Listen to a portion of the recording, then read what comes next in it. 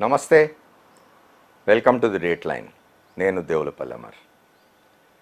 సుమతి శతకారుడు చెప్పినట్టు చెరువు నిండుగా ఉంటేనే కప్పలు చేరుతాయి. ఇవాళ బీఆర్ఎస్గా రూపాంతరం చెందిన తెలంగాణ రాష్ట్ర సమితి చెరువు ఎండిపోయింది కాబట్టి కప్పలు ఒక్కొక్కటి బయటికి వెళ్ళిపోతున్నాయి.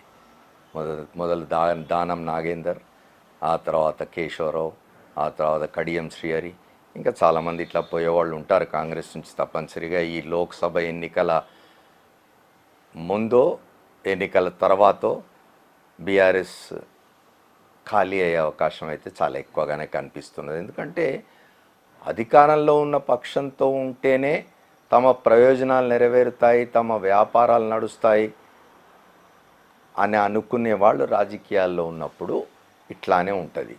మనం 2014 తీసుకున్నట్టయితే 2014లో మొన్న 2023లో కాంగ్రెస్ ఎన్ని స్థానాలతోటైతే తెలంగాణలో శాసనసభకు ఎన్నికై ప్రభుత్వాన్ని ఏర్పాటు చేసిందో దాదాపు అన్ని స్థానాలు ఆనాడు తెలంగాణ రాష్ట్ర సమితికి కూడా వచ్చినాయి.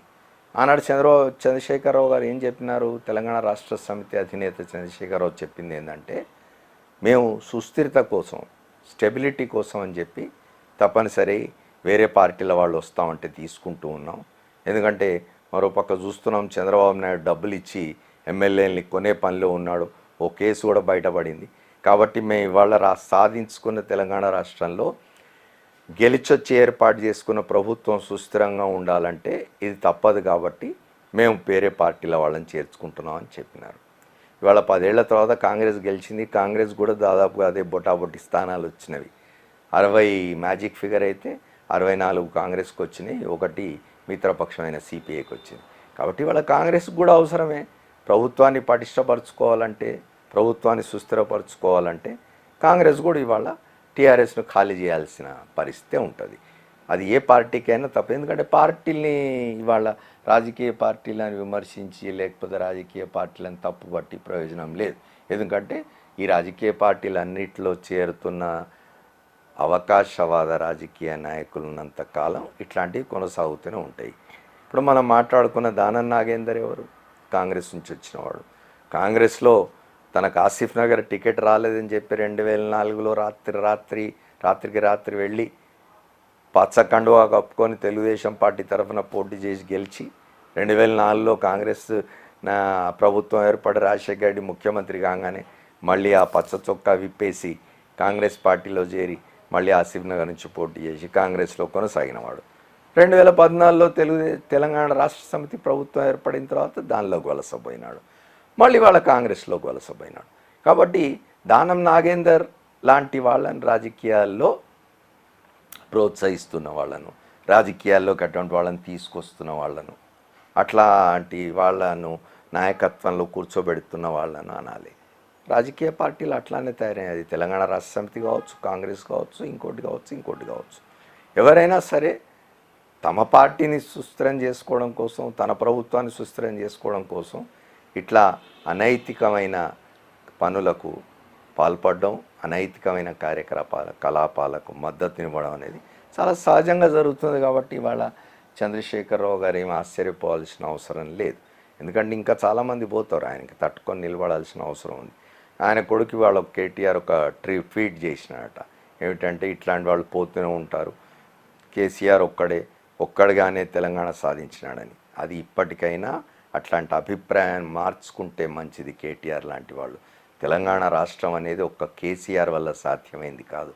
ఆయన నాయకత్వం వహించిన మాట వాస్తవం, ఆయన స్ఫూర్తినిచ్చి ఉత్తేజాన్ని ఇచ్చి ముందుకు నడిపించిన మాట వాస్తవమే. కానీ తెలంగాణ ప్రజానీకం మొత్తం పూనుకుంటే తప్ప తెలంగాణ రాష్ట్రం రాలేదు. ఒక కేసీఆర్ వల్ల వచ్చిందనో, ఆయనంట వేలాది మంది లక్షలాది మంది ఉన్నారు, వీళ్ళంతా పోయినా సరే మా పార్టీకి ఏం కాదు అని అనుకుంటే ఆ పార్టీ మనుగడ కూడా కష్టం అవుతుంది. ఆ విషయం కేటీఆర్ ఆలోచించుకోవాలి, ఆయన పార్టీ నాయకత్వం కూడా ఆలోచించుకోవాలి.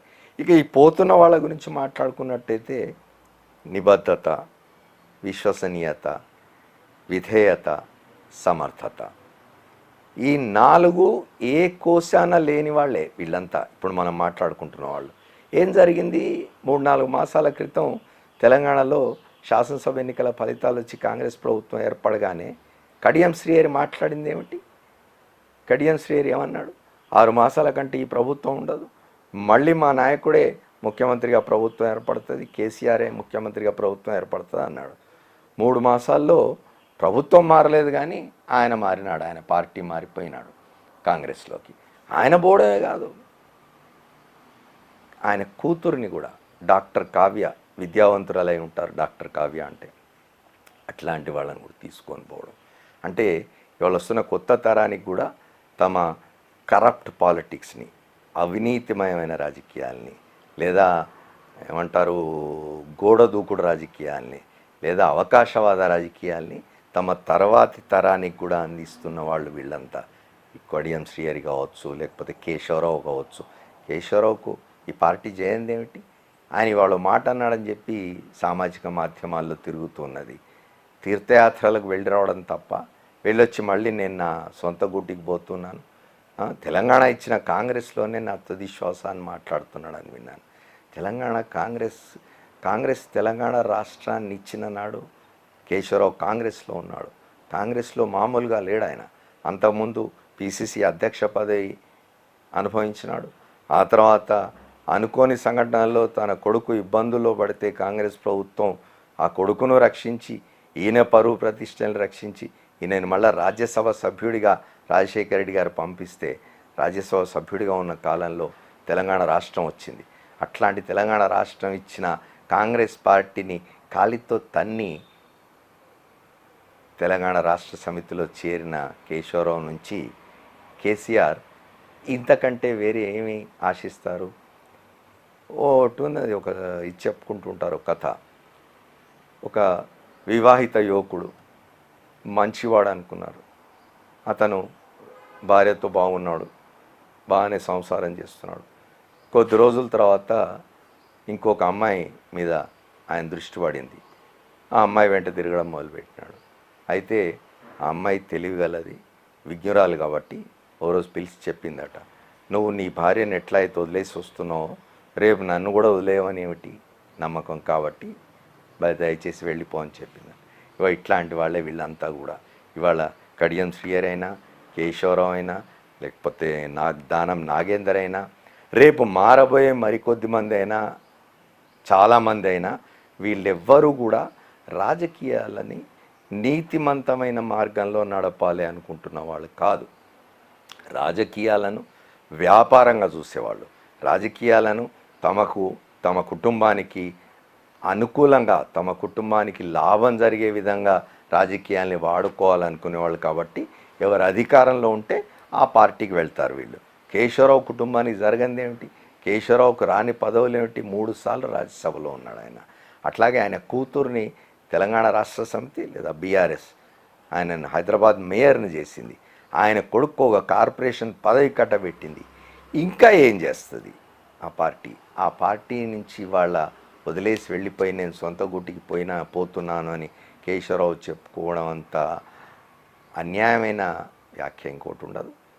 అది వాళ్ళ నుంచి అటువంటిదే ఆశిస్తాం. అంతకంటే భిన్నమైన ఇది మేము దీనికి నిబద్ధులమే ఉంటాం. ఇంతకుముందు చెప్పినట్టు ఒక కాజ్కు నిబద్ధులమే ఉంటాం, లేదా ఒక విశ్వసనీయత కలిగి ఉంటాం. ఇవాళ విశ్వసనీయతకు మారుపేరుగా ఓ పక్క నడుస్తూ ఉన్నది రాజకీయం ఆంధ్రలో. జగన్మోహన్ రెడ్డి చెప్తున్నాడు విశ్వసనీయతను గురించి. ఆయన తండ్రి పాటించిపోయినాడు విశ్వసనీయతను. ఒక మాట ఇస్తే ఆ మాట మీద నిలబడాలా, ఒక పార్టీని నమ్ముకుంటే ఆ పార్టీతో ఉండాలా. ఇది ఇవాళ ఇక్కడున్న రాజకీయ నాయకులకు తెలంగాణలో అది కొరవడింది. వీళ్ళంతా కూడా రాజకీయాల్ని వ్యాపారంగా, రాజకీయాల్ని సొంత ఇంటి వ్యవహారంగా చూస్తున్నారు. కాబట్టి పరిస్థితి వచ్చింది. కాబట్టి తెలంగాణ రాష్ట్ర సమితి ఏదైతే బీఆర్ఎస్గా రూపాంతరం చెందిందో అది కానీ, ఆ పార్టీ నాయకత్వం కానీ, దాని అధినాయకుడు చంద్రశేఖరరావు కానీ ఇవాళ హతాశులైతే ప్రయోజనం లేదు. నీవు నేర్పిన విద్యయే నీరజాక్ష. Thank you. మళ్ళీ కలుద్దాం.